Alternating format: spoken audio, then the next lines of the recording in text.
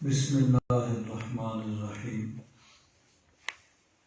گزشتہ دو درسوں میں چھٹے سپارے کی پہلی 5 آیات کا ترجمہ کیا گیا۔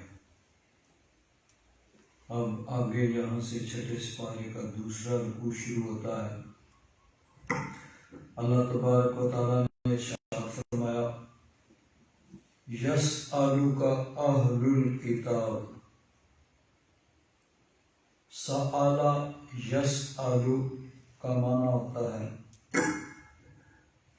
پوچھنا، سوال کرنا، کبھی یہ مانگنے کے معنی میں آتا ہے، ڈیمانڈ اور مطالبہ کرنے کے معنی میں بھی آتا ہے۔ موقع محل کے حساب سے اس کا استعمال مختلف معنی، یہ سارے مطلب قریب قریب ہیں، تو یہ تمام مفہوم اس کے اندر پائے جاتے ہیں۔ یسألک، محبوب آپ سے سوال کرتے ہیں، آپ سے پوچھتے ہیں، آپ سے مطالبہ کرتے ہیں، اہل الکتاب، اہل کتاب یعنی یہودی۔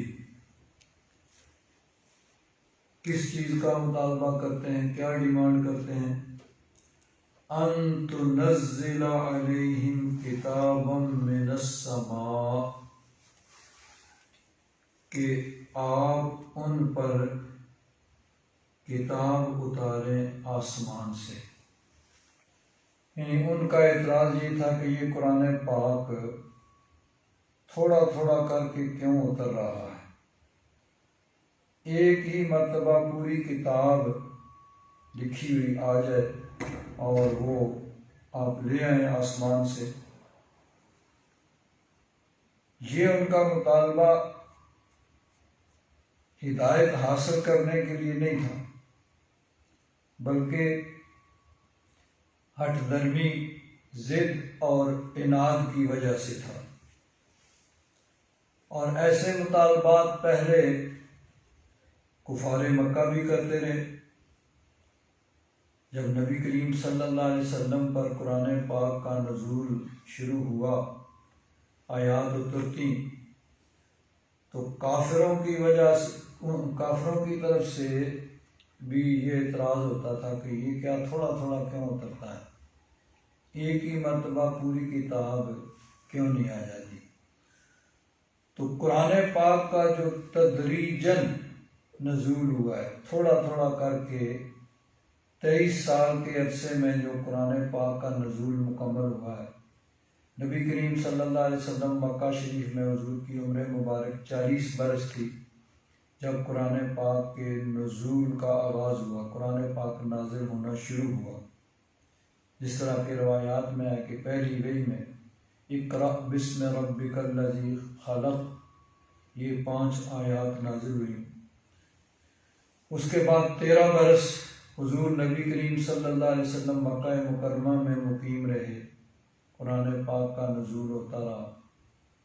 پھر حضور نے ہجرت فرمائی، مدینہ منورہ تشریف لے گئے، 10 برس حضور کا وہاں قیام رہا، قرآن پاک کا نزول ہوتا رہا۔ 23 برس کے عرصہ میں قرآن پاک کا نزول مکمل ہوا۔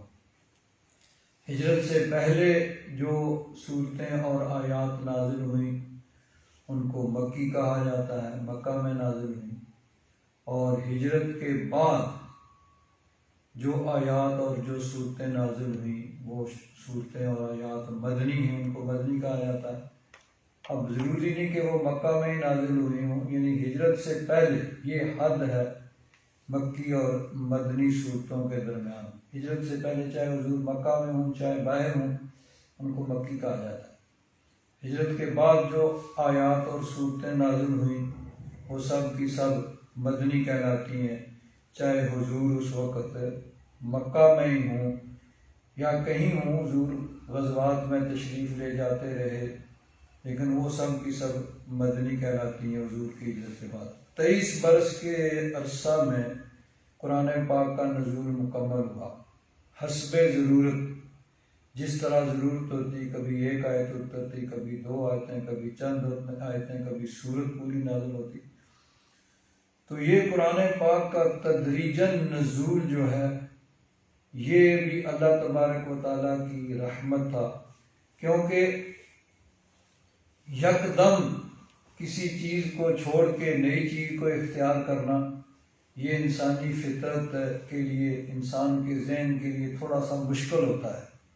تو اس لیے آہستہ آہستہ احکام نازل ہوئے، فرائض، واجبات، اسی طرح جن چیزوں کو منع کیا گیا، روکا گیا، ان کو بھی سٹیپ بائی سٹیپ منع کیا گیا۔ مثلا شراب کو ہی دیکھ لیجیے، شراب عام پی جاتی تھی، تو سب سے پہلے جو اس کے بارے میں حکم نازل ہوا یہ ہوا کہ لا تقربوا الصلاۃ وانتم سکارا، کہ نشہ کی حالت میں تم نماز کے قریب نہ جاؤ۔ تو نماز کے وقت شراب نوشی منع ہوگی، باقی وقتوں میں پی جاتی رہی، منع نہیں تھی، گناہ نہیں تھا۔ پھر آہستہ آہستہ اگلا سٹیپ یہ آیا کہ آپ سے شراب اور جوئے کے بارے میں پوچھتے ہیں، یسألونک عن الخمر والمیسر،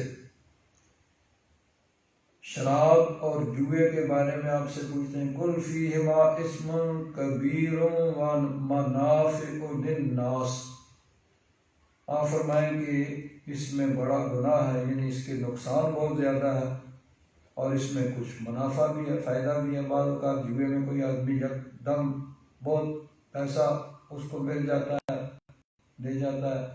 اسی طرح شراب لوگ اس لیے پیتے ہیں کہ تھوڑی دیر کے لیے ان کا وہ تمام غم بھلا دیں۔ تو فرمایا کہ اس میں نقصانات بہت زیادہ ہیں، لیکن کچھ اس کا فائدہ بھی ہے، وَإِسْمُهُمَا أَكْبَرُ مِن نَفْعِهِمَا، اور اس کا گناہ یعنی اس کا نقصان اس کے فائدے سے بہت زیادہ ہے۔ پھر آہستہ آہستہ آگے چل کے مکمل طور پر اس کو منع کر دیا گیا اور روک دیا گیا، اور فرمایا یا ایھا الذین آمنوا انما الخمر والمیسر والانصاب والازلام رجس من عمل الشیطان، کہ یہ شراب، جوا اور اسی طرح یہ بت اور یہ جو قسمت نکالنے والے تیر تھے، رجسن، یہ رجس ہے، ناپاک ہے، من عمل الشیطان، شیطانی عمل ہے، فاجتنبوہ، ان سے بچو، ان سے اجتناب کرو، ان سے کنارہ کشی کرو، دور رہو ان سے، لعلکم تفلحون، تاکہ تم فلاح پاؤ۔ اب یہاں مکمل طور پر اس کو منع کر دیا گیا، تو یہ یعنی یکدم اس کو منع نہیں کیا گیا بلکہ آہستہ آہستہ منع کیا گیا۔ تو قرآن پاک کا تدریجاً نزول یعنی تھوڑا تھوڑا کر کے سٹیپ بائی سٹیپ اترنا، یہ بھی اللہ تبارک و تعالیٰ کی رحمت تھی۔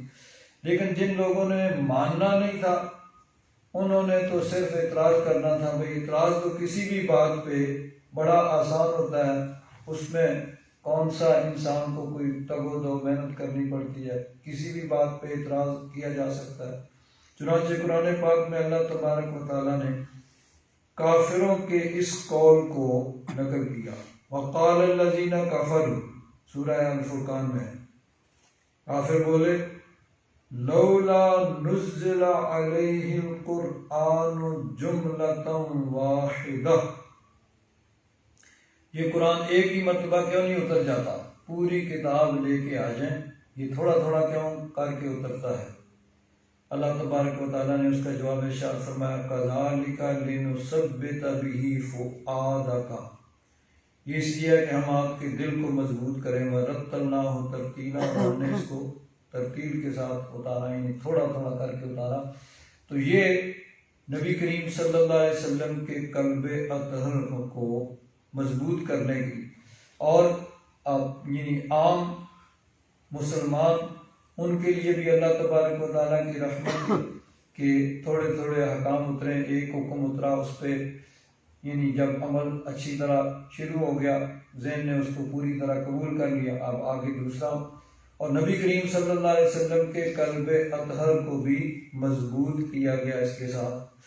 اور دیکھیے نبی کریم صلی اللہ علیہ وسلم پر جب پہلے آیات اترتی حضرت جبریل امین کچھ آیات لے کے آتے تو حضور ساتھ ساتھ اس کو دہراتے تھے کہ کہیں کوئی آیت رہ نہ جائے کوئی. تو اللہ تبارک و تعالیٰ نے اس کے بارے میں بھی ارشاد فرمایا وَلَا تَعْجَلْ بِالْقُرْآنِ مِنْ قَبْلِ أَنْ يُقْضَى إِلَيْكَ وَحْيُهُ. آپ جلدی نہ کیجیے قرآن پاک کے اس سے پہلے کہ میری وحی آپ پر مکمل ہو جائے. یعنی جب آیات کا نزول ہو حضرت جبریل امین پڑھے تو آپ اس کو مکمل اطمینان اور سکون کے ساتھ سنیں. جب وحی مکمل ہو جائے تو پھر آپ کو پڑھے. اور جو حضور نبی کریم صلی اللہ علیہ وسلم کو یہ خدشہ تھا کہ کہیں کوئی آیت رہ نہ جائے اس کا بھی اللہ تبارک و تعالیٰ نے واضح انداز میں فرما دیا کہ یہ ہماری ذمہ داری ہے. دوسری جگہ سورہ الدہر میں سورہ القیامہ میں ارشاد فرمایا لا تحرک به لسانک لتعجل به. آپ اپنی لسان زبان مبارک کو حرکت نہ دیجیے کہ اس کے ساتھ جلدی کریں یعنی جلدی پڑھیں. ان علینا جمعہ وقرآنہ. اس قرآن پاک کو جمع کرنا اور اس کا پڑھانا یہ ہمارے ذمہ ہے. فَإِذَا قَرَأْنَاهُ فَاتَّبِعْ قُرْآنَ. جب ہم اس کو پڑھیں یعنی حضرت جبریل امین جو ہمارے طرف سے بھیجے ہوئے آتے ہیں آپ کے پاس وہ پڑھیں تو پھر آپ ان کی اتباع یعنی پھر آپ پڑھیں. پہلے ان سے سنیں پھر پڑھیں. ثم ان علینا بیانہ. پھر ہم پر اس کا بیان کرنا یعنی ایک تو ہے قرآن پاک کے الفاظ اور ایک ہے مفہوم. تو قرآن پاک کا الفاظ بھی حضور پر اترے اور اللہ تبارک و تعالیٰ کی طرف سے ہی اس کی تفہیم اس کی سمجھ بھی حضور کے قلب اطہر پر اتری کہ اللہ تعالیٰ نے فرمایا کہ اس کو بیان کرنا بھی ہمارے ہی ذمہ ہے.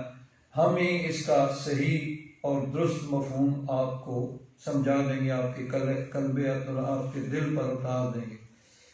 تو اس میں نبی کریم صلی اللہ علیہ وسلم کے قلب اطہر حضور کے دل مبارک کو بھی مضبوط کرنا تھا اور لوگوں کے لیے بھی اس میں اللہ تبارک و تعالیٰ کی رحمت تھی کہ آہستہ آہستہ اتریں اور جیسے جیسے احکام نازل ہوتے جائیں آگے لوگ ان پر عمل پیرا ہونا شروع کر دیں.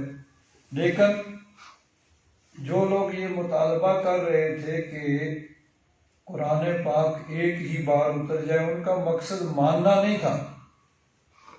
مقصد ان کا صرف ضد اور ہٹ درمی تھا. ورنہ اللہ تبارک و تعالیٰ قادر ہے. اللہ تبارک و تعالیٰ چاہتا تو قرآن پاک جس طرح یہ ایک کتابی شکل میں بھیج دیتا. جب حضرت موسیٰ علیہ السلام پر کتابی شکل میں آگے آیا حضرت عیسیٰ علیہ السلام پر پوری کتاب اتر گئی تو یہ اللہ تبارک و تعالیٰ کے لیے کوئی مشکل تو نہیں تھا. اس میں اللہ تبارک و تعالیٰ کی حکمتیں لیکن ان کا مقصد ماننا نہیں تھا. ان کا مقصد صرف اعتراض کرنا اور ضد اور ہٹ درمی تھا. اور اس کے لیے اس طرح کے وہ مطالبات اور ڈیمانڈیں وہ کرتے رہتے تھے. جس طرح دیکھیے سورہ اسراء میں اللہ تعالیٰ نے ارشاد فرمایا قُلْ إِنِ اجْتَمَعَتِ الْإِنسُ وَالْجِنُّ. محبوب فرما دو کہ اگر کٹھے ہو جائیں سارے انسان اور جن کس بات کے لیے أَلَا أَن يَأْتُوا بِمِثْلِ هَذَا الْقُرْآنِ. اس لیے کٹھے ہوں کہ وہ اس قرآن کی مثل لے آئیں. سارے انسان اور جن کٹھے ہو جائیں اور مل کے کولیکٹیولی اجتماعی طور پر وہ کوشش کریں کہ کسی طریقے سے اس قرآن جیسی کوئی کتاب بنا دیں. تو اللہ تعالیٰ نے فرمایا لا یأتون بمثلہ. وہ اس جیسی کتاب نہیں لا سکتے. وَلَوْ كَانَ بَعْضُهُمْ لِبَعْضٍ ظَهِيرًا. اگرچہ وہ ایک دوسرے کے مددگار ہوں. وَلَقَدْ صَرَّفْنَا فِي هَذَا الْقُرْآنِ مِنْ كُلِّ مَثَلٍ. ہم نے مختلف طریقوں سے قرآن پاک کے اندر اس میں مثالیں بیان فرمائیں. فَأَبَى أَكْثَرُ النَّاسِ إِلَّا كُفُورًا. تو زیادہ لوگوں نے تو انکار ہی کیا. انہوں نے کہا ہم نہیں مانتے. آگے ان کے مطالبات جس طرح یہ مطالبہ تھا کہ قرآن پاک ایک ہی مرتبہ اتار دو. کہتے ہیں وَقَالُوا لَن نُؤْمِنَ لَكَ. کافروں نے کہا کہ ہم آپ پر ہرگز ایمان نہیں لائیں گے حتیٰ تفجر لنا من الارض ینبوعا، یہاں تک کہ آپ زمین سے ایک چشمہ جاری کر دیں. یہ مکہ کے جو پہاڑ ہیں نا، کہیں پہاڑ سے کوئی ایک چشمہ جاری کریں. او تکون لک جنت، یا کوئی آپ کا باغ ہو من نخیل، کھجوروں کا، وعنب اور انگوروں کا، فتفجر الانہار خلالها تفجیرا، آپ اس باغ میں نہریں جو ہے جاری کر دیں. اور تسقط السماء کما زعمت علینا، یا آپ جس طرح کہہ رہے ہیں کہ ہم پر عذاب آئے گا، آپ کوئی آسمان کا ٹکڑا ہم پر گرا دیں. او تأتی باللہ والملائکۃ قبیلا، یا اللہ تبارک و تعالیٰ کو لے آئیں، فرشتوں کو لے آئیں سامنے ہمارے. او یکون لک بیت من زخرف، یا آپ کا کوئی ہیرے جواہرات کا گھر ہو. او ترقی فی السماء، یا آپ آسمانوں پر چڑھ جائیں. ولن نؤمن لرقیک، ہم آپ کے آسمانوں پر چڑھنے پر بھی یقین نہیں کریں گے، ایمان نہیں لائیں گے، حتیٰ تنزل علینا کتابا نقرأ، یہاں تک کہ آپ وہاں سے ایک کتاب لے آئیں ہم اس کو پڑھیں. قل سبحان ربی هل کنت الا بشر رسولا، آپ فرما دیں میرا رب پاک ہے، میں تو بشر ہوں اور اللہ کا رسول ہوں، اللہ تعالیٰ کے احکام پر عمل کرتا ہوں، تمہارے مطالبات اور تمہاری خواہشات پر نہیں بلکہ اللہ تبارک و تعالیٰ کے حکم پر عمل کرتا ہوں. اب دیکھیے یہ جتنے مطالبات تھے، اللہ تبارک و تعالیٰ کے لیے کوئی چیز ناممکن نہیں ہے، مشکل نہیں ہے. اللہ تبارک و تعالیٰ چاہتا تو ان کے سارے مطالبات پورے کر دیتا، لیکن ان کا مقصد ماننا تھا ہی نہیں. یہ مطالبات بھی پورے کر جاتے تو اور مطالبات ہو جاتے اور مطالبات ہو جاتے، ان کی تو کوئی حد نہیں ہے نا. تو ان کا مقصد ماننا نہیں تھا. چنانچہ ایک جگہ اسی طرح کے مطالبات پر اللہ تبارک و تعالیٰ نے فرمایا کہ انہوں نے کہا کہ جی آپ لے آئے پوری کتاب، تو اللہ تعالیٰ نے فرمایا وَلَوْ نَزَّلْنَا عَلَيْكَ كِتَابًا فِي قِرْطَاسٍ، کہ اگر ہم آپ پر ایک کتاب اتارتے قرطاس کے اندر، فَلَمَسُوهُ بِأَيْدِيهِمْ، اس کو اپنے ہاتھوں سے وہ چھو بھی لیتے، لَقَالَ الَّذِينَ كَفَرُوا إِنْ هَذَا إِلَّا سِحْرٌ مُبِينٌ، تو پھر کافر کہتے کہ یہ تو جادو ہے. یعنی جنہوں نے چاند کو دو ٹکڑے ہوتے ہوئے اپنے آنکھوں سے دیکھا اور پھر کیا کہا یہ کھلا جادو ہے، اس کو بھی جادو قرار دے دیا. تو اگر کتاب بھی اتر جاتی، ہاتھوں سے چھو لیتے، تو پھر بھی کہتے یہ جادو ہے. وَقَالُوا لَوْلَا أُنزِلَ عَلَيْهِ مَلَكٌ، کافروں نے کہا ان پر کوئی فرشتہ کیوں نہیں اترتا، فرشتہ آ کے گواہی دے بھئی یہ اللہ کے رسول ہیں. وَلَوْ أَنزَلْنَا عَلَيْكَ مَلَكًا لَقُضِيَ الْأَمْرُ ثُمَّ لَا يُنزَلُ، فرشتہ آ جائے تو پھر وہاں مہلت تو نہیں ہوتی نا، پھر تو بریا میٹ کر دیا، تباہ و برباد کر کے ہلاک کر دیا جاتا ہے. آگے فرمایا وَلَوْ جَعَلْنَاهُ مَلَكًا لَجَعَلْنَاهُ رَجُلًا، فرشتے کو اپنی اصلی صورت میں تو دیکھنے کی ان میں صلاحیت نہیں ہے، اور اگر انسانی شکل میں فرشتہ آئے گا تو پھر کیا کہیں وَلَوْ جَعَلْنَاهُ مَلَكًا، اور اگر ہم فرشتہ اتارتے لَجَعَلْنَاهُ رَجُلًا، ظاہر بات ہے اس کو ایک انسانی شکل میں اتارتے. وَلَلَبَسْنَا عَلَيْهِمْ مَا يَلْبِسُونَ، پھر یہ کہتے ہمیں کیا پتہ جی یہ فرشتہ ہے. تو مقصد چونکہ ماننا نہیں تھا، مقصد صرف اعتراض کرنا تھا. تو جب انسان ہٹ درمی پہ اتر آئے جائے تو پھر اس کا کوئی علاج نہیں ہوتا ہے. تو یہ جو مطالبہ کفار مکہ نے کیا تھا یا یہود نے کیا تھا، مقصد ان کا ماننا نہیں تھا بلکہ صرف اعتراض کرنا تھا. اس کے شان نزول میں بھی مفسرین کرام نے یہ لکھا ہے کہ نبی کریم صلی اللہ علیہ وسلم کے پاس مدینہ منورہ میں رہنے والے یہود کے سردار جو تھے وہ جمع ہو کے آئے. امام ابن کثیر کہتے ہیں محمد بن کعب کرزی اور سدی اور قتادہ وغیرہ یہ جو مفسرین شروع میں گزرے انہوں نے اس واقعہ کو لکھا ہے، اس روایت کو نقل کیا ہے. سأل الیہود رسول اللہ صلی اللہ علیہ وسلم، سوال کیا یہودیوں نے، مطالبہ کیا یہودیوں نے نبی کریم صلی اللہ علیہ وسلم سے، ان ینزل علیہم کتابا من السماء، کہ آپ ان پر کتاب اتاریں آسمانوں سے، کما نزلت التوراۃ علی موسیٰ مکتوبۃ، جس طرح موسیٰ علیہ السلام پر کتاب لکھی ہوئی اتری تھی۔ اور دوسری روایت جو ابن جرائج کی ہے وہ سألوہ ان ینزل علیہم صحفا من اللہ مکتوبۃ، انہوں نے یہ مطالبہ کیا کہ ان ینزل علیہم، کہ آپ اتاریں ان پر صحفا، صحیفے یعنی خط آئیں، من اللہ، اللہ تعالیٰ کی طرف سے، مکتوبۃ لکھے ہوئے، الی فلان و فلان فلان، سب کے نام لکھے ہوئے، یہ فلاں سردار کے نام خط ہے، یہ فلاں سردار کے نام خط ہے، اللہ تبارک و تعالیٰ کی طرف سے خط آئیں ان کے نام، اور ان میں کہا جائے کہ یہ میرے نبی ہیں، میرے رسول ہیں، تم ان کو مان لو، ان پر ایمان لاؤ۔ تو یہ مقصد ماننا نہیں تھا، مقصد صرف اعتراض کرنا تھا۔ بے تصدیق ہی فیما جاءہم بہ، یعنی وہ خط آئیں اور اس میں تصدیق ہو اس کی جو حضور تشریف ہے۔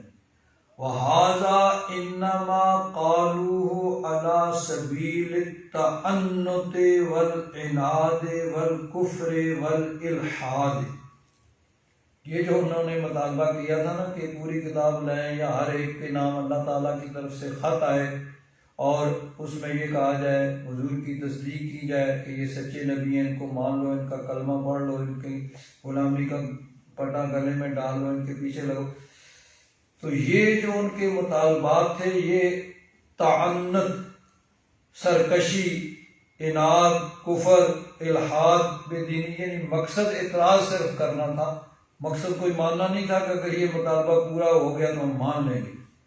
کما سأل کفار قریش قبلہم نذیر ذالک، کما ہوا مذکور فی سورۃ سبحان، جس طرح ان سے پہلے کفار قریش نے، یعنی مکہ کے کافروں نے بھی اس طرح کے سوالات کیے تھے، جس طرح سورہ سبحان میں ابھی جو پورا تفصیل سے گزرا، وَقَالُوا لَن نُؤْمِنَ لَكَ حَتَّى تَفْجُرَ لَنَا مِنَ الْأَرْضِ يَنبُوعًا، تو کافروں نے بھی یہ اعتراض کیا تھا کہ پوری کتاب لائیں بھائی، اور یہودیوں نے بھی یہ اعتراض کیا کہ پوری کتاب لائیں، اور دونوں کا مقصد ماننا نہیں تھا، صرف اور صرف ہٹ درمی اور ضد تھا۔ اب اگر ان کا مطالبہ پورا کر کے پوری کتاب آ جاتی اکبرگی تو ماننا انہوں نے پھر بھی نہیں تھا۔ تو جب کوئی یعنی کسی بھی نبی سے لوگوں نے مانگ کر کوئی معجزہ لیا ہے اور ان کی ڈیمانڈ پر، ان کے مطالبے پر وہ معجزہ آ گیا اور انہوں نے نہیں مانا، تو پھر ان کو مہلت نہیں دی گئی، ان کو فوراً ہلاک کر دیا گیا۔ جس طرح حضرت صالح علیہ السلام، ان کی قوم تھی قوم سمود، وَإِلَىٰ ثَمُودَ أَخَاهُمْ صَالِحًا، تو قوم سمود نے ان سے مطالبہ کیا جی آپ اس پہاڑ سے ایک اونٹنی نکالیں، اونٹنی نکل آئی ان کے مطالبے پر، حضرت صالح علیہ السلام کا وہ معجزہ تھا، انہوں نے نہیں مانا، پھر ان کو مہلت نہیں دی گئی، ان کو ہلاک کیا گیا۔ تو یہ مطالبہ ان کا اگر پورا کر دیا جاتا، پھر نہ مانتے تو پھر فوراً ہلاک کر دیے جاتے۔ تو ان کے مطالبے کے نہ ماننے میں بھی اللہ تبارک و تعالیٰ کی رحمت ہے کہ ان کو مہلت دی گئی کہ ابھی اور ان کو مہلت ملے اور موقع ملے، شاید ان میں سے کچھ لوگ ایمان لے آئے۔ تو جس طرح کافروں نے مطالبہ کیا تھا اسی طرح، یعنی جو کفار قریش تھے مشرکین، انہوں نے مطالبہ کیا تھا، اسی طرح یہود نے بھی مطالبہ کیا، یسألک اہل الکتاب ان تنزل علیہم کتابا من السماء، اہل کتاب آپ سے مطالبہ کرتے ہیں کہ آپ ان پر آسمان سے کتاب اتاریں، یعنی پوری کتاب ایک ہی دفعہ ہے۔ فَقَدْ سَأَلُوا مُوسَىٰ أَكْبَرَ مِنْ ذَلِكَ، تو انہوں نے موسیٰ علیہ السلام سے اس سے بھی بڑا مطالبہ کیا۔ وہ کیا تھا؟ فَقَالُوا أَرِنَا اللَّهَ جَهْرَةً، انہوں نے کہا کہ ہمیں اللہ تبارک و تعالیٰ سامنے دکھا دو، ہم آپ کی بات پہ یقین نہیں کرتے، بس اللہ تبارک و تعالیٰ ہمیں نظر آئے تو ہم خود اللہ تبارک و تعالیٰ سے پوچھ لیں، سوال کر لیں، آپ کی بات پہ، آپ کی زبان پہ ہمیں یقین نہیں تھا۔ تو کیا ہوا؟ فَأَخَذَتْهُمُ الصَّاعِقَةُ بِظُلْمِهِمْ، تو ایک کڑک نے ان کو لے لیا ان کے ظلم کی وجہ سے۔ حضرت موسیٰ علیہ السلام جب کوہ طور پہ گئے تورات لینے کے لیے، تو پیچھے حضرت موسیٰ علیہ السلام کی قوم جو تھی اس نے بچڑے کو خدا بنا لیا۔ ایک ان میں تھا شخص جس کا نام تھا سامری، اس نے سب لوگوں کو اکٹھا کیا، سب سے زیورات اکٹھے کیے اور اس کو پگھلا کر ایک بچڑے کی شکل بنائی، اور اس میں اس طرح کہ اس نے ہوا کے آنے اور جانے کا راستہ رکھا کہ اس میں ایک آواز سی پیدا ہو جاتی، جس طرح گائے کا بچڑا بولتا ہے، اس طرح کی آواز اس میں سے نکلتی تھی جب ہوا اس میں ایک طرف سے داخل ہو اور دوسری طرف سے نکلتی۔ تو اس نے کہا یہ تمہارا خدا ہے۔ موسیٰ علیہ السلام تو بھول گئے، وہ تو ویسے ہی خواہ مخواہ کوہ طور پر چلے گئے، تمہارا خدا یہ ہے۔ وہ ساری کی ساری قوم جو ہے وہ اس کو پوجنے لگی۔ چنانچہ قرآن پاک میں اللہ تبارک و تعالیٰ نے 2 مقامات پہ اس واقعہ کو بیان کیا، سورہ اعراف میں بھی اور پھر 16ویں سپارے میں سورہ طٰہٰ میں۔ اللہ تبارک و تعالیٰ نے ارشاد فرمایا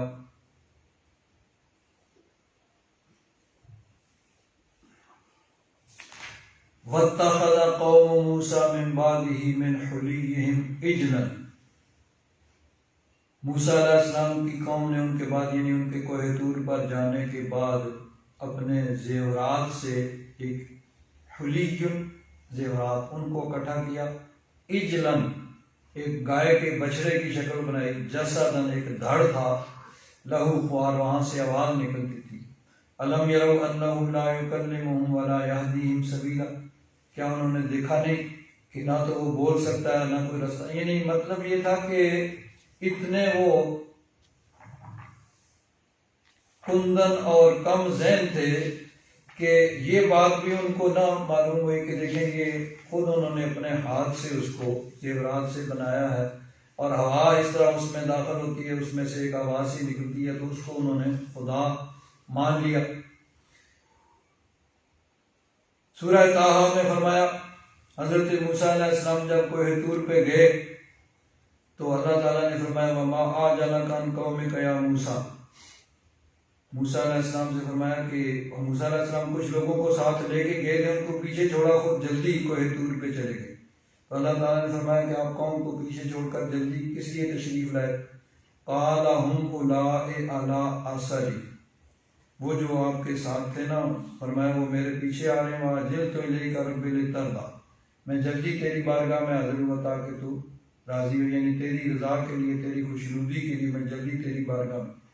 قَالَ فَإِنَّا قَدْ فَتَنَّا قَوْمَكَ مِن بَعْدِكَ، اللہ تعالیٰ نے فرمایا کہ ہم نے آپ کے بعد آپ کی قوم کو آزمایا، وَأَضَلَّهُمُ السَّامِرِي، اور ان کو سامری نے گمراہ کیا، وہ جو شخص تھا سامری اس کا نام تھا، اس نے ان کو گمراہ کیا، یعنی وہ بچڑا بنایا، ان کو کہا یہ تمہارا خدا ہے، تم موسیٰ علیہ السلام تو ویسے ہی چلے گئے۔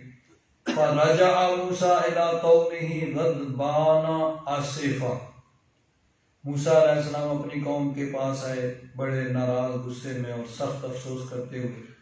قَالَ يَا قَوْمِ أَلَمْ يَعِدْكُمْ رَبُّكُمْ وَعْدًا حَسَنًا، آپ نے فرمایا قوم کیا اللہ تعالیٰ نے تم سے سچا وعدہ نہیں کیا تھا؟ اللہ تعالیٰ نے تمہیں فرعون سے نجات دی، اللہ تبارک و تعالیٰ نے تمہیں تورات عطا فرمانے کا وعدہ کیا۔ أَفَطَالَ عَلَيْكُمُ الْعَهْدُ أَمْ أَرَدتُّمْ أَن يَحِلَّ عَلَيْكُمْ غَضَبٌ مِّن رَّبِّكُمْ فَأَخْلَفْتُم مَّوْعِدِي، کیا بہت زیادہ وقت گزر گیا تھا یا تم نے خود ہی یہ چاہا کہ اللہ تعالیٰ کا غضب تم پر اترے اور تم نے میرے وعدے کی خلاف ورزی کی۔ قالوا ما اخلفنا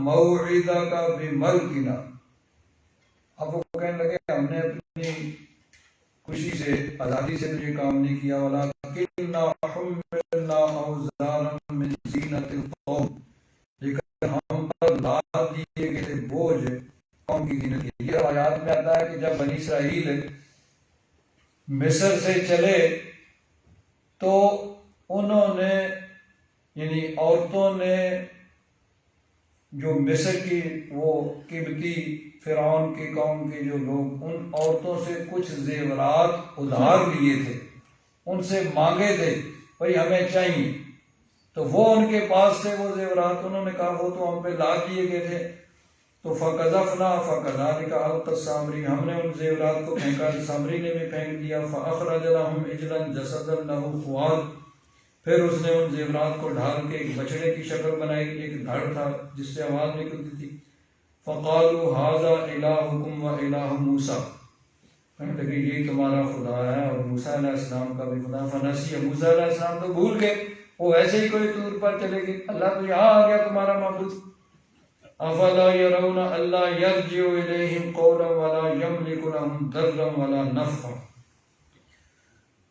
تو کیا وہ نہ دیکھتے تھے کہ وہ نہ تو ان کی کسی بات کا جواب دے سکتا ہے، نہ ان سے کوئی نقصان دور کر سکتا ہے، نہ کوئی فائدہ پہنچا سکتا ہے۔ اور حضرت ہارون علیہ السلام کو حضرت موسیٰ علیہ السلام اپنا نائب اور خلیفہ بنا کے گئے تھے اپنی قوم سے۔ حضرت ہارون علیہ السلام نے ان کو سمجھانے کی کوشش کی، وَلَقَدْ قَالَ لَهُمْ هَارُونُ مِن قَبْلُ يَا قَوْمِ إِنَّمَا فُتِنْتُمْ بِهِ، حضرت ہارون علیہ السلام نے فرمایا کہ اے میری قوم تمہیں فتنے میں ڈالا گیا ہے، وَإِنَّ رَبَّكُمُ الرَّحْمَنُ فَاتَّبِعُونِي وَأَطِيعُوا أَمْرِي، اور تمہارا رب رحمان ہے، تم میری بات مانو اور میرے پیچھے لگو، میری اطاعت کرو۔ تو آگے سے انہوں نے جواب دیا، لَن نَبْرَحَ عَلَيْهِ عَاكِفِينَ حَتَّى يَرْجِعَ إِلَيْنَا موسیٰ، ہم تو اسی پر جھکے رہیں گے، اسی کی عبادت کرتے رہیں گے یہاں تک کہ موسیٰ علیہ السلام لوٹ آئے۔ جب موسیٰ علیہ السلام واپس تشریف لائے تو آپ نے حضرت ہارون سے فرمایا، یا ہارون ما منعک اذ رأیتہم ضلوا الا تتبعن، آپ نے فرمایا کہ اے ہارون کس چیز نے تجھے منع کیا جب تو نے دیکھا کہ یہ گمراہ ہو گئے تو میرے پیچھے آ کے مجھے کیوں نہیں اطلاع دی کہ لوگ گمراہ ہو گئے؟ افا سعید امری، کیا آپ نے میری بات کی نافرمانی کی ہے؟ قال یبن ام لا تأخذ بلحیتی ولا براسی، حضرت موسیٰ علیہ السلام سخت غصے میں تھے، حضرت ہارون کو بالوں سے، سر کے بالوں سے اور داڑھی سے پکڑا، تو حضرت ہارون نے کہا کہ اے میری ماں جائے، اے میرے بھائی آپ میری داڑھی اور میرے سر کو نہ پکڑیں، انی خشیت ان تقول فرقت بین بنی اسرائیل ولم ترقب قولی، یہ بھی ہو سکتا تھا نا کہ حضرت ہارون چلے جاتے تو حضرت موسیٰ علیہ السلام ان کو یہ خطرہ تھا کہ کہیں بھائی تم یہاں کیوں آگے، میں نے تو تمہیں وہاں تمہارا کام تھا کہ تم وہاں ان کو اصلاح کرنے کی کوشش کرتے۔ تو بہرحال حضرت موسیٰ علیہ السلام کو ایک طور پہ گئے، انہوں نے بچڑے کو خدا بنا لیا، حضرت موسیٰ علیہ السلام واپس آئے، ان کو سمجھایا بجھایا تو وہ مان گئے۔ اب اللہ تبارک و تعالیٰ کی طرف سے حکم آیا کہ یہ جو انہوں نے اللہ تبارک و تعالیٰ کے ساتھ اس بچڑے کی پوجا کر کے شرک کا انہوں نے ارتکاب کیا ہے اور اللہ تبارک و تعالیٰ کے علاوہ کسی اور کی عبادت کی ہے، اس کی یہ توبہ کریں۔ اور توبہ کس طرح کہ اپنے آپ کو یہ قتل کے لیے پیش کر دیں۔ جنہوں نے پوجا کی ہے بچڑے کی وہ اپنے آپ کو پیش کر دیں قتل کے لیے، اور جنہوں نے نہیں پوجا کی ہے وہ تلواریں لیں اور ان کے سر اڑانا شروع کر دیں۔ اب وہ مان گئے، ٹھیک ہے جی۔ اب جنہوں نے پوجا کی وہ بیٹھ گئے اور جنہوں نے پوجا نہیں کی تھی انہوں نے تلواریں لی اور ان کے سر اڑانے شروع کر دیے، یہ ان کی توبہ تھی۔ اب جب بہت زیادہ قتل ہو گئے، حضرت موسیٰ علیہ السلام نے گڑ گڑا کر اللہ تعالیٰ کی بارگاہ میں دعا کی کہ یا رب ذوالجلال یہ ساری قوم ختم ہو جائے گی، مہربانی فرما۔ اللہ تعالیٰ نے فرمایا ٹھیک ہے، جتنے قتل ہو گئے وہ اب باقیوں کی توبہ وہ قبول اور معاف۔ تو اس کو بھی اللہ تبارک و تعالیٰ نے اس جہاں ذکر کیا ہے قال موسیٰ لقومہ یا قوم انکم ظلمتم انفسکم باتخاذکم العجل، کہ حضرت موسیٰ علیہ السلام نے اپنی قوم سے فرمایا میری قوم بے شک تم نے اپنی جانوں پہ ظلم کیا ہے، باتخاذکم العجل، اس بچڑے کو پکڑ کر اس کو خدا بنا کے اس کو معبود سمجھ کے، فتوبوا الی بارئکم، پس تم اپنے رب کی بارگاہ میں توبہ کرو، فاقتلوا انفسکم، اپنوں کو قتل کرو، یعنی جنہوں نے پوجا نہیں کیا وہ ان کو قتل کریں جنہوں نے اس بچڑے کی پوجا کی، ذالکم خیر لکم عند بارئکم، یہ تمہارے لیے بہتر ہے تمہارے رب کی بارگاہ۔ آج دیکھیے نبی کریم صلی اللہ علیہ وسلم کے صدقے حضور کی امت پر توبہ کتنی آسان کر دی گئی ہے کہ انسان صدقے دل سے اپنے گناہ کا اعتراف کرے، کفر ہو شرک ہو تو کوئی بھی گناہ ہو اس کی توبہ جب صدقے دل سے اللہ تعالیٰ کی بارگاہ میں اپنی کوتاہی کا اپنے گناہ کا اعتراف کر کے معافی مانگے تو اللہ تعالیٰ معاف فرماتا ہے، سوائے صرف یعنی حقوق العباد کے کہ جو لوگوں کے حق ہمارے ہیں وہ ان کو ادا کرنے پڑیں گے، وہ یعنی اس طرح معاف نہیں ہوں گے بغیر ان کو ادا کیے، کہ لوگوں پر ظلم کیا، زیادتی کی، ان کے مال لوٹے، ان کی عزت پہ حملہ کیا، اور صرف اللہ کی بارگاہ میں توبہ کرنے سے اللہ تعالیٰ ان کو معاف نہیں فرماتا بلکہ ان سے معاف کروانا یا حقوق کا ادا کرنا ضروری۔ تو باقی جو ہے اگر کوئی کسی نے کفر بھی کیا ہے تو جب صدقے دل سے اللہ تعالیٰ کی بارگاہ میں توبہ کرتا ہے تو اللہ تعالیٰ اس کی توبہ کو قبول فرماتا ہے۔ لیکن پہلی قوموں میں کس طرح توبہ ہوتی تھی کہ اللہ تعالیٰ نے فرمایا کہ جنہوں نے بچڑے کی پوجا کی ہے وہ اپنے آپ کو قتل کے لیے پیش کریں اور ان کو قتل کیا جائے، اس طرح توبہ کرا۔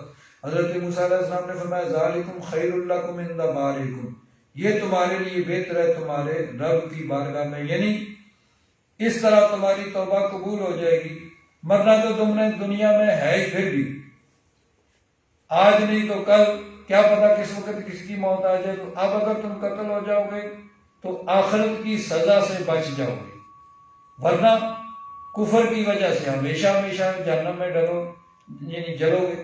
فرمایا ذالکم خیر لکم عند بارئکم، تمہارے رب کی بارگاہ میں تمہارے لیے یہ بہتر ہے کہ تم اس سزا کی وجہ سے، اس قتل کی وجہ سے آخرت کی عذاب سے بچ جاؤ۔ فتاب علیکم، اللہ تبارک و تعالیٰ نے تمہاری توبہ قبول کی، انہ هو التواب الرحیم، بے شک وہ توبہ قبول کرنے والا رحم فرمانے والا ہے۔ اب حضرت موسیٰ علیہ السلام نے 70 آدمی لیے اپنی قوم کے سردار اور ان سے کہا بھئی چلو کوہ طور پہ چلتے ہیں، اللہ تعالیٰ کی بارگاہ میں جا کے توبہ کرتے ہیں۔ حضرت موسیٰ علیہ السلام ان کو لے کے پھر کوہ طور پہ گئے، ان کو پیچھے چھوڑا، خود اللہ تعالیٰ کی بارگاہ میں عرض معروض کی، اللہ تبارک و تعالیٰ نے فرمایا ٹھیک ہے ان کا گناہ معاف کر دیا گیا، جو قتل ہو گئے وہ قتل ہو گئے، ان کی بھی معافی، اور جو بچ گئے ان کو بھی معافی۔ حضرت موسیٰ علیہ السلام نے آ کے خوشخبری دی کہ اللہ تعالیٰ نے معاف کر دیا، تو کہنے لگے ہمیں کیا پتا اللہ تعالیٰ نے معاف کیا ہے یا نہیں کیا ہے، آپ کی بات پہ ہم کیسے یقین کر لیں۔ اللہ تعالیٰ نے فرمایا وَإِذْ قُلْتُمْ يَا مُوسَىٰ لَن نُؤْمِنَ لَكَ، یعنی اتنی سرکش قوم تھی کہ اپنے نبی سے یہ کہہ رہے ہیں کہ اے موسیٰ ہم ہرگز آپ پر ایمان نہیں لائیں گے، آپ کی بات پہ یقین نہیں کریں گے، حَتَّى نَرَى اللَّهَ جَهْرَةً، یہاں تک کہ اللہ تبارک و تعالیٰ کو ہم سامنے نہ دیکھ لیں، خود دیکھیں اللہ تبارک و تعالیٰ کو اور خود سنیں تب یقین ہے۔ نبی اس لیے آتے ہیں کہ ان کی بات پہ یقین کر کے اللہ کو مانا جائے، نبی اس لیے آئے ہیں کہ ان کی بات پہ یقین کیا جائے کہ اللہ ہے، اللہ وحدہ لا شریک ہے، اس کے سوا کوئی خدا نہیں ہے، کہ نبی کی بات پہ یقین کر کے اللہ کو مانا جائے، اس لیے نبی آئے۔ اور ان کی ایسی الٹی کھوپڑی کہ انہوں نے کہا کہ ہم اللہ کو نہیں مانیں گے جب تک اللہ تعالیٰ کو نہ، یعنی نبی کی بات کو نہیں مانیں گے جب تک اللہ کو نہ دیکھ لیں۔ اللہ تعالیٰ نے تو فرمایا کہ نبی کو دیکھ کے مجھے مانو، اور کہتے ہیں کہ جب تک اللہ کو نہ دیکھیں ہم نبی کو نہیں مانیں گے۔ تو کیا ہوا؟ فَأَخَذَتْكُمُ الصَّاعِقَةُ، ایک کڑکا آیا اور سب کے سب وہ ہلاک کر دیے گئے۔ حضرت موسیٰ علیہ السلام نے پھر اللہ تعالیٰ کی بارگاہ میں دعا کی، یا رب ذوالجلال، میری قوم تو ویسے ہی بڑی سرکش ہے، تو اب جب میں واپس جاؤں گا تو وہ کہیں گے اب سارے سرداروں کو لے گئے اور خود ہی آ کے ہلاک کر دیے۔ جب یہ کہہ رہے تھے کہ اب اللہ کو دیکھے بغیر آپ کی بات پہ یقین نہیں مانتے، تو وہ پیچھے والے کیسے میری بات مان لیں گے اور کہیں گے کہ اللہ کا عذاب آیا اور ہلاک ہو گئے؟ وہ تو کہیں گے آپ نے خود ہی ان کو کہیں ہلاک کر دیا۔ اللہ تعالیٰ کی بارگاہ میں دعا کی، ثم بعثناکم من بعد موتکم لعلکم تشکرون، پھر ہم نے تمہیں موت کے بعد زندہ کیا تاکہ تم شکر کرو۔ اللہ تعالیٰ کی قدرت سے پھر وہ سب لوگ زندہ ہوئے۔ تو اسی چیز کا اللہ تبارک و تعالیٰ نے یہاں ذکر فرمایا کہ فَقَدْ سَأَلُوا مُوسَىٰ أَكْبَرَ مِنْ ذَلِكَ، اے محبوب آپ سے یہ مطالبہ کر رہے ہیں کہ آپ ایک کتاب یعنی قرآن پاک تھوڑا تھوڑا جو نازل ہو رہا ہے پوری ایک کتاب کی شکل میں لے آئیں۔ تو ان کا یہ مطالبہ کرنا کوئی عجیب نہیں ہے، یہ ان کی پرانی عادت ہے، ان کے آباء و اجداد کا بھی یہی تھا۔ فَقَدْ سَأَلُوا مُوسَىٰ أَكْبَرَ مِنْ ذَلِكَ، انہوں نے موسیٰ علیہ السلام سے اس سے بھی بڑا مطالبہ کیا تھا، اور کیا کہا تھا؟ فَقَالُوا أَرِنَا اللَّهَ جَهْرَةً، اور انہوں نے کہا کہ ہمیں اللہ دکھائیے سامنے، ہم اللہ کو دیکھ لیں۔ اب یہاں ایک سوال پیدا ہوتا ہے کہ انہوں نے کیا کہا کہ کتابی شکل میں آپ پورا قرآن لے آئیں۔ اللہ تعالیٰ نے فرمایا کہ اس سے بھی بڑی انہوں نے ڈیمانڈ کی تھی، اور وہ ڈیمانڈ کیا تھی؟ انہوں نے کہا تھا کہ ہم اللہ کو دیکھنا چاہتے ہیں۔ اب کیونکہ کتاب اللہ تبارک و تعالیٰ کے لیے یہ مشکل نہیں تھا، نہ یعنی اللہ تبارک و تعالیٰ کے لیے یہ کوئی مشکل اور محال ہے کہ وہ اپنا دیدار کرائے۔ جنت میں سب دیدار کریں گے، اگر اللہ تبارک و تعالیٰ چاہتا تو دنیا میں بھی وہ دیدار کرا دیتا، حضور کو دیدار کرا، اگر چاہتا تو کسی اور کو بھی دیدار کرا دیتا۔ اس میں یعنی محال نہیں ہے، انسانی اعتبار سے وہ مشکل تھا۔ تو وہ بڑا مطالبہ اس لیے کہا کہ چونکہ کتاب تو پہلے بھی کتابی شکل میں نازل ہو چکی ہیں، تورات اور انجیل، اور قرآن پاک کا بھی کوئی مشکل اور محال نہیں تھا کہ کتابی شکل میں آ جاتی، لیکن اللہ تبارک و تعالیٰ کو دنیا میں کسی عام شخص کا دیکھنا یہ اس کو محال یعنی محال عقلی نہیں، لیکن محال عادی ہے کہ عام طور پر یہ ہوا نہیں ہے، تو اس لیے ان کے اس مطالبے کو اس سے بھی بڑا مطالبہ قرار دیا کہ کتابی شکل میں پورا قرآن پاک کو کرنا۔ وہ موسیٰ علیہ السلام سے اس سے بھی بڑا مطالبہ کر چکے ہیں۔ فَقَالُوا أَرِنَا اللَّهَ جَهْرَةً، انہوں نے کہا کہ دکھائیے ہمیں اللہ تبارک و تعالیٰ سامنے۔ فَأَخَذَتْهُمُ الصَّاعِقَةُ بِظُلْمِهِمْ، بس ان کو ایک کڑکے نے پکڑ لیا، ایک کڑک نے، ایک بجلی چمکی ان کے ظلم کی وجہ سے، جس میں وہ ہلاک ہوئے۔ ثُمَّ اتَّخَذُوا الْعِجْلَ مِن بَعْدِهِمْ، پھر ان کے بعد من بعد ما جاءتهم البینات، واضح آیات آ جانے کے بعد انہوں نے بچڑے کو پکڑا۔ یعنی یہ کام جو ہے پہلے تو وہ ہوا، تو پھر اس کے بعد یہ حضرت موسیٰ علیہ السلام جب کوہ طور پہ گئے، انہوں نے پیچھے بچڑے کو خدا بنا لیا۔ فَعَفَوْنَا عَنْ ذَلِكَ، تو ہم نے ان کو معاف کیا۔ وَآتَيْنَا مُوسَىٰ سُلْطَانًا مُبِينًا، اور موسیٰ علیہ السلام کو واضح غلبہ یعنی معجزات عطا فرمائے، اور یہ بھی کہ موسیٰ علیہ السلام کی ایسی ہیبت ان کے دلوں پہ تھی کہ جب موسیٰ علیہ السلام نے فرمایا کہ تمہارے اس جرم کی سزا یہ ہے کہ تم اپنے آپ کو قتل کے لیے پیش کرو، تو وہ اس کا انکار نہ کر سکے، اور انہوں نے اپنے آپ کو قتل کے لیے پیش کر دیا۔ تو یہ حضرت موسیٰ علیہ السلام کو غلبہ دیا گیا۔ اب پھر بعد میں انہوں نے کہا کہ آپ تورات لے کے آئیں ہمارے لیے کہ جس کے مطابق ہم زندگی گزاریں، ہمارے زندگی گزارنے کا طریقہ وہ ہو، وہ کتاب آپ لے کے آئیں۔ حضرت موسیٰ علیہ السلام تورات لے کے آئے، تو حضرت موسیٰ علیہ السلام تورات لے کے آئے، اس میں جب انہوں نے سخت احکام دیکھے، اور پھر دوسری بات جو بھی میں نے عرض کیا کہ قرآن پاک کا تدریجاً آہستہ آہستہ تھوڑا تھوڑا کر کے سٹیپ بائی سٹیپ جو نزول ہے، اس میں اللہ تبارک و تعالیٰ کی حکمت اور رحمت ہے کہ جو حکم نازل ہوتا جائے اس پہ انسان عمل کرے، اور جب وہ پختہ ہو جائے ذہن میں پھر اگلا حکم پھر اگلا حکم۔ تو وہ چونکہ ایک ہی مرتبہ کتاب آئی اور اس میں سخت احکام آئے تو پھر وہ انہوں نے انکار کر دیا، وہ کہنے لگے ہم نے سن تو لیا ہے لیکن ہم مانیں گے نہیں۔ قالوا سمعنا وعصینا، کہ ہم نے سنا ہے لیکن ہم نے نافرمانی کی، ہم مانتے نہیں۔ انہوں نے انکار کر دیا اس کو ماننے سے۔ تو جب ماننے سے انکار کیا پھر اللہ تبارک و تعالیٰ کا غضب ہوا۔ تو پوری کتاب ایک ہی وقت جب نازل ہوئی تو وَرَفَعْنَا فَوْقَهُمُ الطُّورَ، انہوں نے اس کو ماننے سے انکار کر دیا کہ یہ بڑے سخت احکام ہیں، ہم ان کو نہیں مان سکتے۔ اللہ تبارک و تعالیٰ نے حضرت جبریل کو حکم دیا تو پورا کوہ طور پہاڑ لا کے سر کے اوپر یوں رکھ دیا جیسے سائبان ہوتا ہے، اور اللہ تبارک و تعالیٰ نے فرمایا بھائی اب بتاؤ مانتے ہو کہ نہیں مانتے ہو؟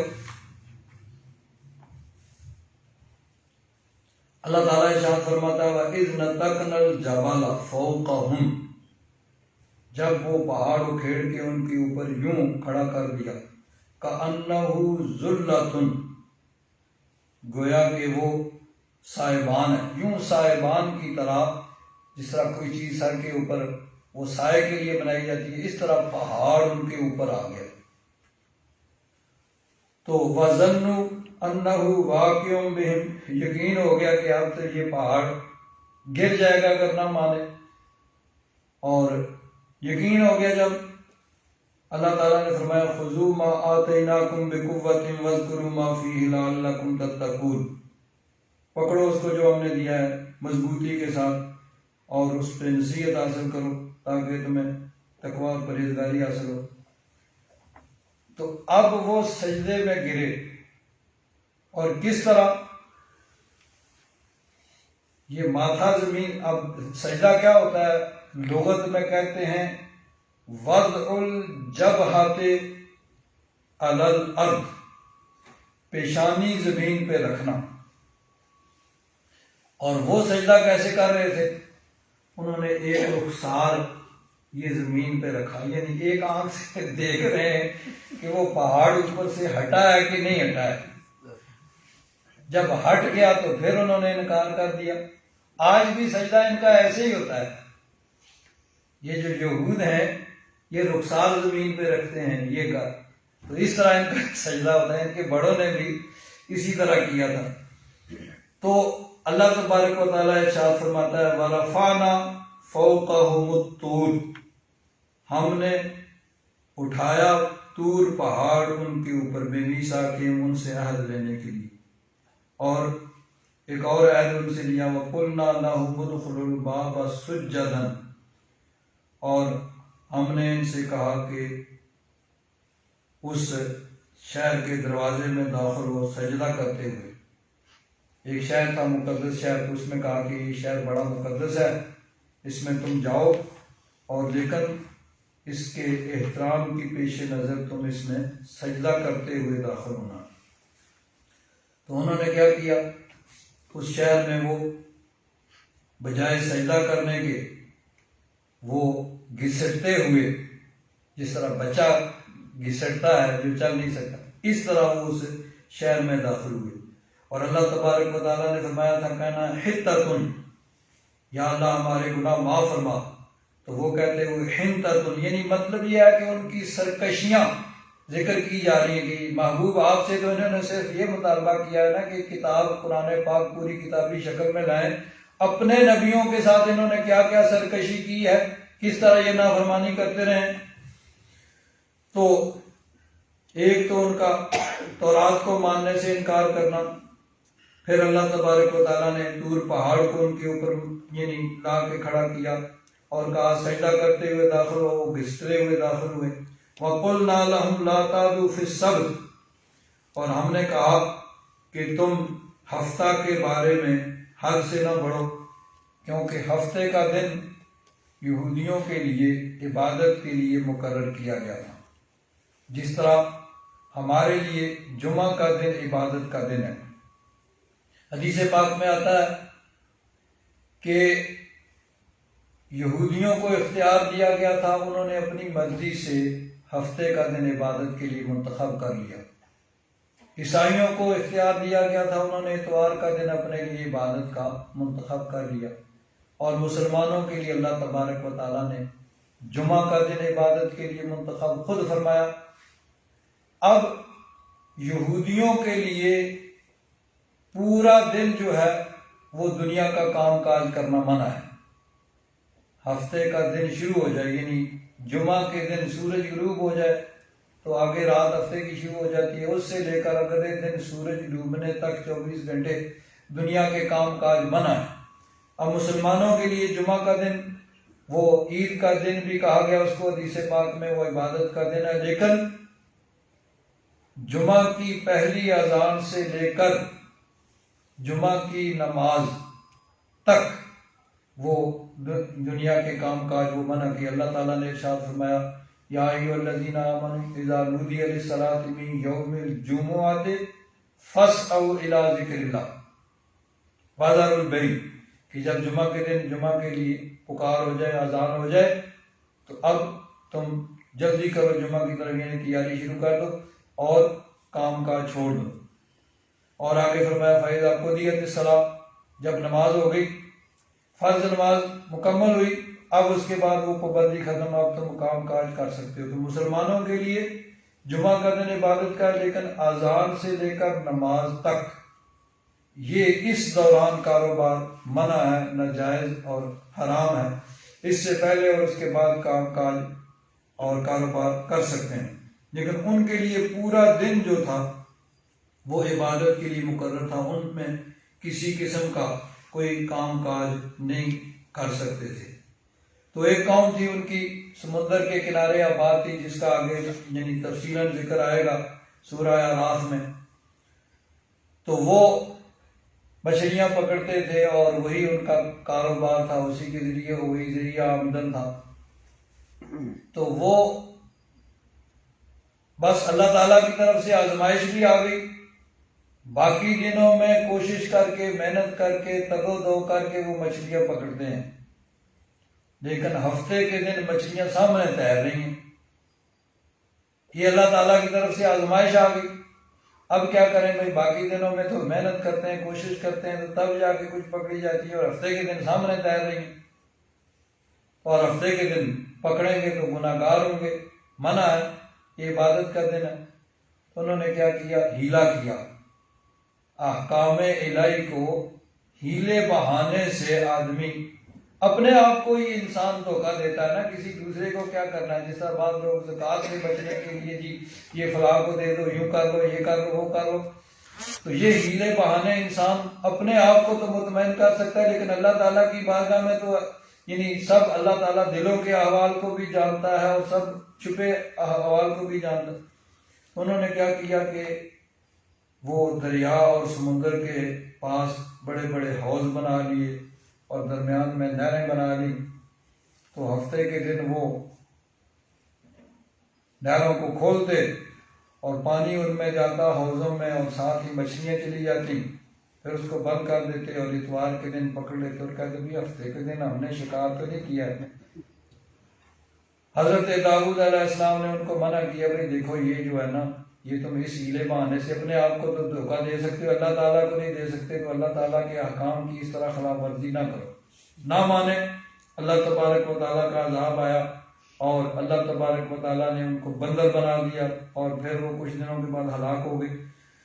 تو ان کی سرکشیوں کا یہاں پہ ذکر کیا جا رہا ہے۔ فرمایا وَقُلْنَا لَهُمْ، ان سے ہم نے کہا لَا تَعْدُوا فِي السَّبْتِ، کہ ہفتے کے بارے میں تم سرکشی نہ کرو، حد سے نہ بڑھو۔ وَأَخَذْنَا مِنْهُمْ مِيثَاقًا غَلِيظًا، اور ان سے پختہ عہد لیا کہ وہ اللہ تبارک و تعالیٰ کے احکام پر عمل کریں گے، لیکن ان کی سرشت میں یہ طعنت اور یہ ہٹ درمی یہ پائی جاتی ہے۔ جب اپنے انبیاء کرام کے سامنے اور ان کے خلاف ان کی سازشیں اور ان کی یہ ہٹ درمیاں تھیں، تو اگر نبی کریم صلی اللہ علیہ وسلم کے سامنے وہ اس طرح کے مطالبات کرتے ہیں تو گویا اس میں نبی کریم صلی اللہ علیہ وسلم کے لیے بھی ایک اللہ تبارک و تعالیٰ کی طرف سے تسلی کا ایک پیغام ہے کہ محبوب اگر یہ لوگ اس طرح کے مطالبات کر رہے ہیں تو یہ مطالبات کوئی نئی بات نہیں ہے، ان کے آباء و اجداد اپنے انبیاء کرام سے بھی اس طرح کے مطالبات کرتے رہے ہیں۔ گویا نبی کریم صلی اللہ علیہ وسلم کو اللہ تبارک و تعالیٰ کی طرف سے اس میں تسلی دی گئی۔ الحمدللہ رب العالمین والصلاة والسلام علی حبیبہ سیدنا و مولانا محمد وعلی آلہ واصحابہ اجمعین۔ اللہم انک عفو کریم تحب العفو فاعف عنا یا غفور یا غفور یا غفور۔ صلی اللہ تعالی علی حبیبہ سیدنا و مولانا محمد وعلی